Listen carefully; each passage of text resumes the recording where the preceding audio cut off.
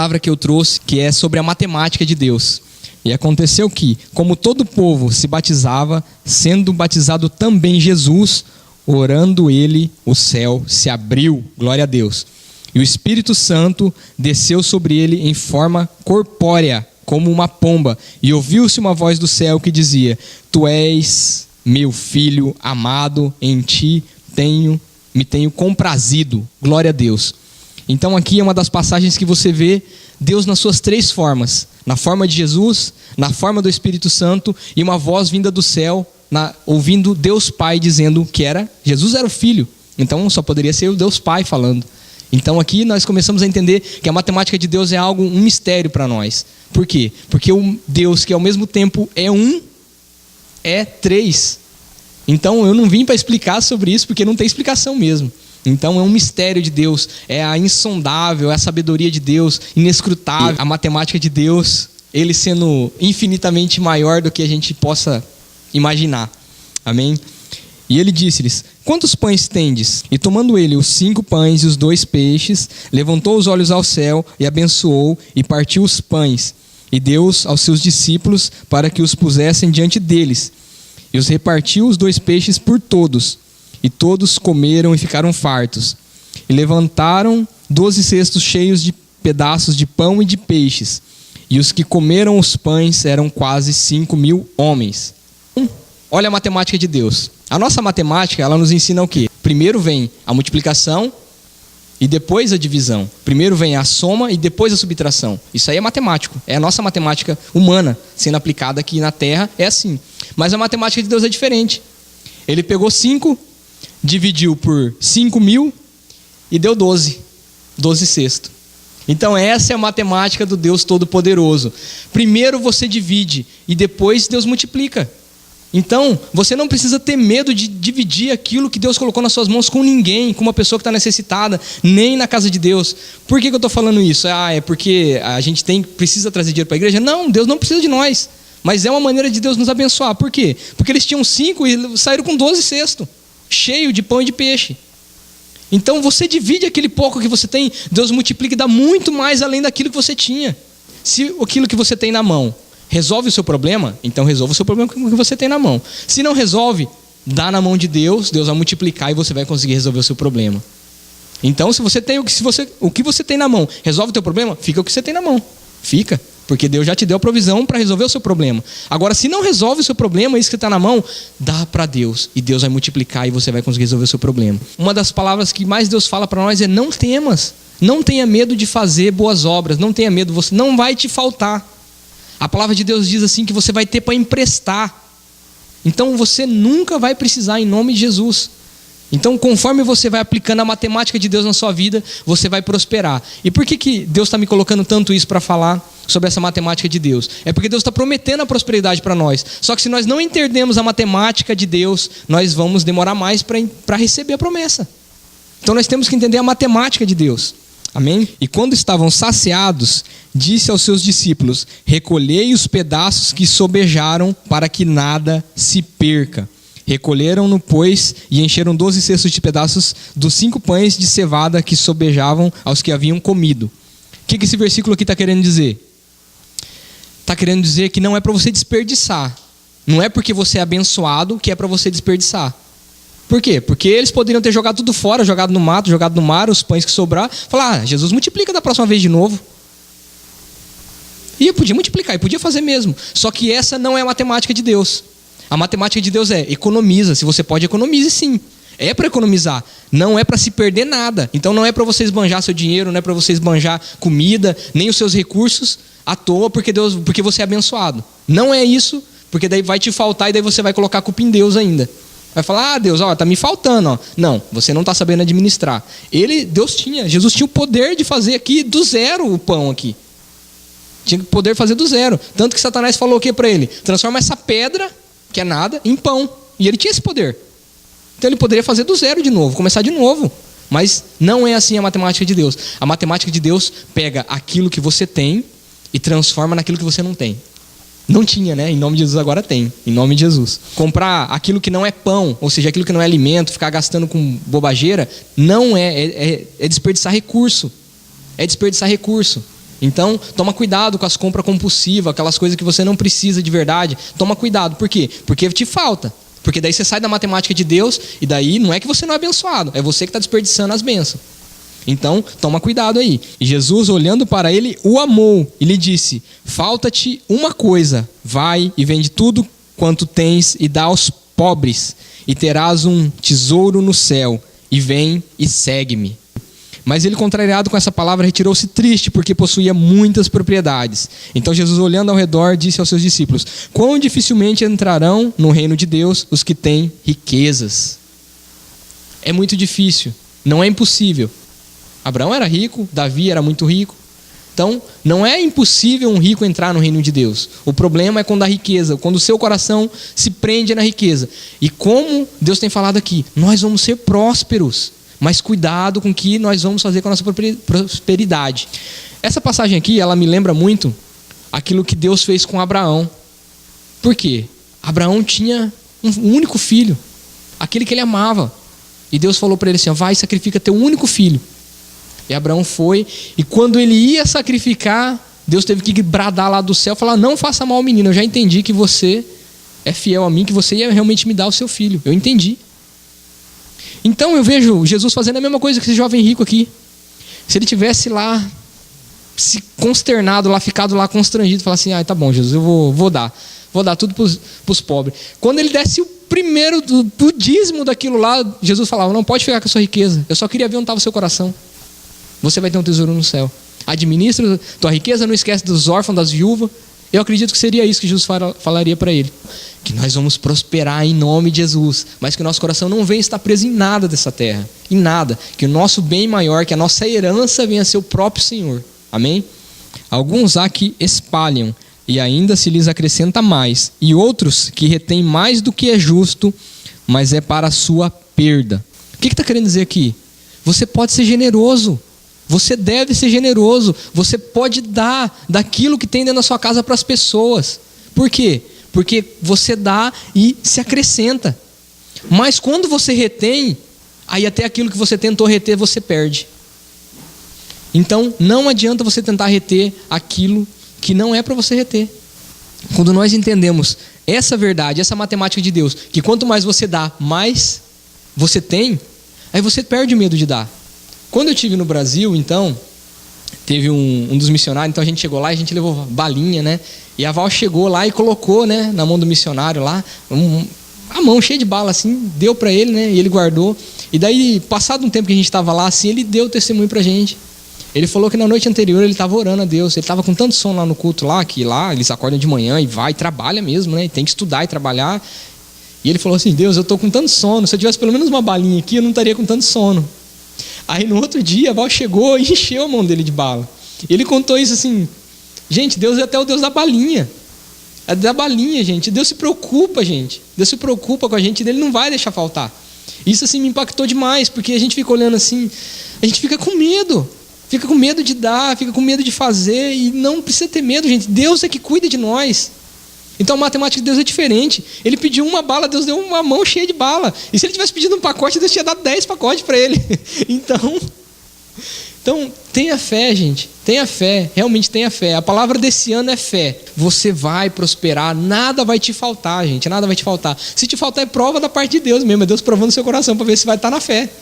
É prova. Porque Deus não deixa faltar nada, gente, nem a balinha. E é por isso que quando a gente chega assim diante de Deus, assim, a gente entrega com alegria. Por isso que ele fala assim: olha, dá com alegria. Por quê? Porque você dá com alegria, eu também dou com alegria. Deus dá pra gente com alegria.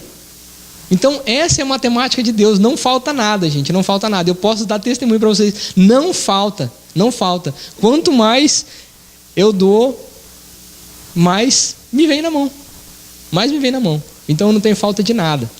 O meu irmão uma vez, ele conta um testemunho desse quando ele estava no Brasil. E lá no Brasil, a maior nota é de R$100, mas é muito difícil você ter. Então é de 50. A de 50 você sempre tem. E diz que ele recebeu o salário, e era muito dinheiro. Ele passou na igreja e só com nota de 50 no bolso, e ficou naquele dia, eu olha que meu irmão não é assim, mas naquele dia ele ficou com dó de dar uma nota de 50. Aí tinha uma nota de R$2. Aí ele pegou e falou: vou dar R$2 de oferta. Aí deu os R$2 de oferta. Quando ele chegou em casa, ele foi, Bateu, ele sabia que ele só tinha nota de 50, pegou o ônibus, então não tinha mais trocado. Ele bateu o bolso, a hora que ele levanta, tudo amassado os R$2. Ele abriu assim, parecia dinheiro de bêbado mesmo. Aí, a hora que ele abriu, o Espírito Santo falou assim para ele: eu não preciso de esmola.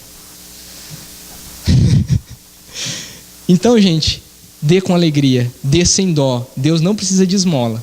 Então, não é isso que ele está querendo. Ele está querendo ver a alegria que está no nosso coração de dar. Então, eu vivi vários testemunhos, não só os meus, na minha família. Eu vejo várias coisas, gente. Então, eu posso dizer com toda a propriedade mesmo: Deus abençoa, Deus não deixa faltar nada, gente. Deus não deixa faltar. Por mais que pareça assim, fala assim, agora é a última gota, amanhã já era. Deus dá um jeito. Vem a provisão, na hora certa. Os pastores têm vivido isso. E eles falaram aqui várias vezes: olha, o que aconteceu é resposta de oração. Resposta de oração. Por quê? Porque eles estão orando e Deus tem. A vantagem, gente, nossa, que Deus tem nos abençoado tanto, é que você pode ser a resposta de Deus para alguém. Olha que bênção, gente. Você pode ser a resposta de Deus para alguém. Alguém está orando e você ser a resposta de Deus. E a pessoa olhar e falar assim: olha, Deus existe, porque a minha oração foi respondida. E você foi participante, você foi a resposta. A pessoa olhar para você e falar assim: olha, aquele irmão foi a minha resposta, aquela irmã foi a minha resposta. Então, queira ser essa resposta para as pessoas. Amém? Aí vamos para uma outra questão. E se pecar contra ti 7 vezes no dia, e 7 vezes no dia vier ter contigo dizendo: arrependo-me, perdoa-lhe. Glória a Deus. Então, qual que é a matemática de Deus? A matemática de Deus para o perdão. Porque quando Jesus falou isso aqui, Pedro falou assim: quantas vezes? A pergunta de Pedro era assim: quantas vezes eu devo perdoar meu irmão? 7 vezes? Mais? 7 vezes no dia? Por quê? Porque na verdade para os judeus era só 3. Pedro estava sendo mais que generoso, pensando ele que ele estava sendo mais que generoso, porque ele estava dando o dobro e mais um pouquinho. Jesus disse que muito mais. Em outra passagem ele diz assim: não te digo só 7, mas 70 vezes 7 dá 490. Aí você coloca nesse versículo aqui, 490 vezes no dia. Acho que não dá nem tempo de uma pessoa pecar tudo isso contra você. 490 vezes no dia. Não dá. Então, assim, o que quer dizer isso? É infinito. O perdão é infinito. Então, da mesma maneira que nós perdoamos, nós também somos perdoados. É isso que diz na oração lá, que Jesus nos ensinou. Perdoa as nossas ofensas, como nós perdoamos a quem tem nos ofendido. Porque perdão é isso. Perdão é, a pessoa não me deve mais. Ela não me deve mais. Então, amém. Aí quem que me retribui isso? Deus. A lei dizia que quem roubava tinha que pagar 4 vezes mais. Mas Deus devolve pelo menos 7. Pelo menos 7. Então, que Deus é esse? Que matemática de Deus é essa, gente? Matemática tremenda. Então, essa matemática de Deus, então ela pega esse homem pecador que nós somos e transforma num homem santo, numa mulher santa. Pega o pecador e transforma num santo, porque nós somos chamados de santos. Deus nos vê como santos, santificados por Jesus. Santificados. Então que matemática é essa que pega 1 zilhão de pecado, zera, e agora a gente é santo. E agora tudo que a gente faz começa a contar para boa obra no céu. Essa é a matemática maravilhosa de Deus. E outra caiu em boa terra e deu fruto que vingou e cresceu. E um produziu 30, outro 60 e outro 100. Glória a Deus. Que matemática é essa de Deus? Que um consegue dar 30, e o outro dá 60 e o outro dá 100. Isso tem a ver muito com a nossa conversão. Tem a ver com o fruto que nós damos. Então, olha só, eu peguei algumas pessoas aqui. Então, por exemplo, o eunuco que Filipe evangelizou. Ele é uma semente, foi plantado, mas depois daquilo lá, você não ouve mais sobre ele. Então, ele é uma semente que deu 30. Deu 30. Mas caiu em boa terra. Já os apóstolos, nós podemos dizer que eles foram uma semente que deu 60. Ele fala: irmão, mas os apóstolos só deram 60? Os apóstolos, aqueles 12, primeiros 11, né? Só deram 60. Mas Paulo foi uma semente que deu 100. Paulo foi uma semente que deu 100. Por quê? Porque Paulo diz assim: eu trabalhei muito mais que todos os outros, mesmo sendo menor. Então, ele deu muito mais fruto do que os outros. Então, quando a semente cai na boa terra, então uns dá só 30, outros dá 60 e outros dão 100, mas todos são boa terra. Todos são boa terra. Então, nós temos que nos esforçar para quê? Para ser a semente de 100. Mas se não chegar a 100, você vai pegar esse pouco, chegar diante de Deus, falar: olha, Senhor, é só esse pouco que eu tenho aqui. E Ele vai te responder: servo bom e fiel, no pouco foste fiel, sobre o muito eu te colocarei. Então, não pense que porque você não consegue fazer mais, é que você vai ser menos lá no céu. Então, se esforce para fazer o máximo, se esforce o máximo que você puder. Você vai ouvir isso quando você chegar no céu. Você vai ouvir isso. Então, seja fiel no pouco. Porque quem é fiel no pouco, também é fiel no muito. Quem não é fiel no pouco, não é fiel no muito. Então, é no pouco que a gente mostra para Deus. Muitas pessoas querem ver grandes sinais da parte de Deus. Olha assim e fala: por que Deus não abre o mar hoje? Porque não tem nenhum faraó correndo atrás de nós. O dia que tiver, com certeza Ele vai abrir. Eu quero ver paralítico saindo andando. Mas você não consegue nem curar uma gripe. Você não vê Deus curando uma gripe.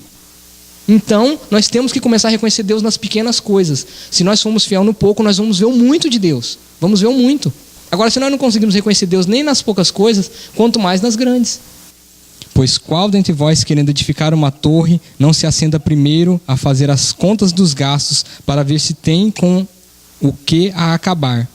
Para que não aconteça que, depois de haver posto os alicerces, e não a podendo acabar, todos os que a virem comecem a escarnecer dele, dizendo: este homem começou a edificar e não pôde acabar. Então, na matemática de Deus, e eu creio que todos nós somos cristãos, mas se você ainda tem dúvida, eu aconselho você a começar a fazer um cálculo. E é isso que Jesus está dizendo. Faça um cálculo. Vale a pena me seguir? É isso que Jesus está falando. Porque quem que é que começa uma construção sem saber se vai poder terminar? Quem que é que começa alguma coisa? Por quê? Porque se você parar no meio, as pessoas vão zombar de você. E não é o que acontece quando a pessoa se desvia? A pessoa vira chacota lá no mundo. Tanto que ela nem fala que ela já foi cristã um dia, para se esconder. Mas as pessoas que sabem, elas não zombam. Não era você que estava na igreja ontem, agora você está fazendo isso e aquilo? E vira motivo de piada. Então Jesus está dizendo: faça as contas, seja bom em matemática. Vale a pena me seguir? É isso que está dizendo. Então, por quê? Porque se você tiver que me seguir, então você vai ter que deixar pai, mãe, mulher, filhos, irmãos, irmãs e até a própria vida. E depois que você deixar tudo isso, você leva a cruz. Então, Jesus não quer que uma pessoa chegue aqui agora e se torne um cristão de uma hora para outra. Por quê? Porque é a semente que não tem raiz quando isso acontece. Não tem raiz. Então, Jesus quer que a pessoa chegue aqui e comece a ir entendendo, a fazendo as contas. Não, realmente, vale a pena. E vai vivendo o sobrenatural de Deus, vai começando a ver a matemática de Deus trabalhando na vida dele ou dela, dessa pessoa, e dele começa a ver: não, olha, servindo a Jesus tem milagre, acontece isso, eu tenho paz, olha, isso não acontecia. E a pessoa vai fazendo as contas e fala assim: realmente, compensa servir Jesus. Compensa. Então, Jesus não quer transformar a pessoa de uma hora para outra, não. Que nem muitas igrejas colocam lá assim: agora você não pode isso, não pode aquilo. Coloca a pessoa numa caixinha e fala: agora você tem que ficar nesse quadrado. Isso aí não existe. Isso não é evangelho. Isso é prisão. Por quê? Tem um gasto para você vir na igreja? Tem. Tem algo que você obedecer a Deus te custa? Custa. Porque realmente as pessoas da primeira igreja, elas vendiam tudo que elas tinham e davam aos pés dos apóstolos. Então, dízimo para nós é concessão. Dízimo para nós é concessão. Então, o que nós temos que fazer? Dar tudo, colocar tudo nas mãos de Deus. Então, o meu carro, eu não tenho o carro como o meu. O que eu quero dizer com isso? Se alguém precisar que eu vá buscar, eu vou buscar. Por quê? Porque a gasolina não é minha, o carro não é meu. Se eu tiver tempo para ir, lógico, eu vou. Com certeza. Se alguém precisar do meu celular emprestado para fazer uma ligação, eu empresto. Por quê? Porque não é meu. Então, tudo está à disposição de Deus. Tudo nós temos que colocar para Deus administrar, para que a gente não venha chegar e ouvir de Deus falar assim: quando que o Senhor teve sede, o Senhor estava na rua, o Senhor estava com fome, com frio, e eu não fiz nada disso pelo Senhor. O Senhor estava doente, eu não fui visitar. Quando foi que eu vi isso? Quando nós deixamos de fazer pelos pequeninos, pelas pessoas que precisam. É nessa hora. Então, tem um custo para servir a Deus, sim. Tanto espiritual, tanto do nosso tempo, como dos nossos recursos materiais, da nossa vida. E eu não estou falando de cálculo para tirar a sua fé, porque se você fizer o cálculo dessa terra também, você não vai conseguir fazer nada. Porque se você esperar sobrar para fazer alguma coisa, não vai sobrar. Porque a matemática do capeta que está nesse mundo aqui não vai deixar você ver dessa maneira. Então, você tem que olhar pela matemática de Deus. Tudo que Deus colocou na sua mão, pode fazer as boas obras. Pode fazer, pode ofertar sem dó, aquilo que Deus colocar no seu coração. Pode fazer. Faça sem medo, sem dó. E por quê? Eu quero deixar bem claro isso para vocês. Por que eu estou falando isso? É porque essa é a chave para que a gente venha chegar naquela prosperidade que Deus prometeu. Essa é a chave. Não adianta você querer segurar, economizar em coisas que não é para ser economizado. Eu preguei uma vez aqui também sobre a provisão do dia. A provisão do dia. Então, quando o povo de Deus estava no deserto, então chovia maná. Eles recolhiam a porção do dia. Se você guardasse a porção a mais, virava bicho, estragava e ficava fedendo ainda. Então, o que vai acontecer com os recursos que era para você ter ajudado alguém e você guardou? Vai apodrecer na sua mão, vai criar bicho, vai estragar você. Por quê? Porque o bicho não estraga só onde ele estava, ele estraga o resto. Então não tente guardar algo que não é do dia. Por quê? Porque quando vem em dobro, no sábado, na sexta-feira vinha em dobro, porque no sábado não ia ter.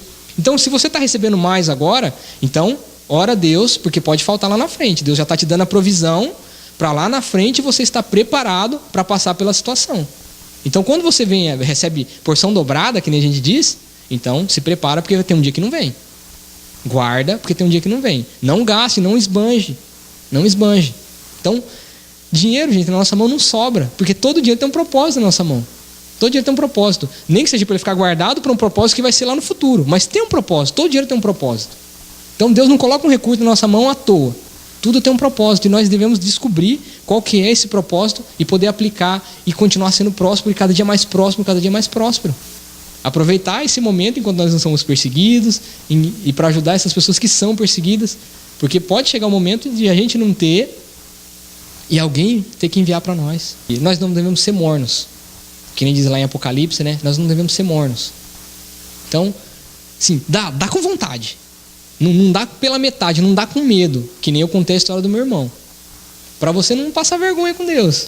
Então, depois que eu vi aquilo lá, então eu fui aprendendo, eu falei assim, eu não vou fazer isso. Por quê? Eu não queria passar essa vergonha. Então, aprenda com os erros das outras pessoas. Por quê? Porque a pessoa inteligente aprende com os próprios erros. Mas a pessoa sábia, ela aprende com os erros dos outros. Para não ter que passar pelas mesmas coisas. Então, seja sábio. Seja sábio. Não seja morno. Não faça pela metade. Faça com vontade, faça com alegria aquilo que Deus colocou na sua mão. Amém?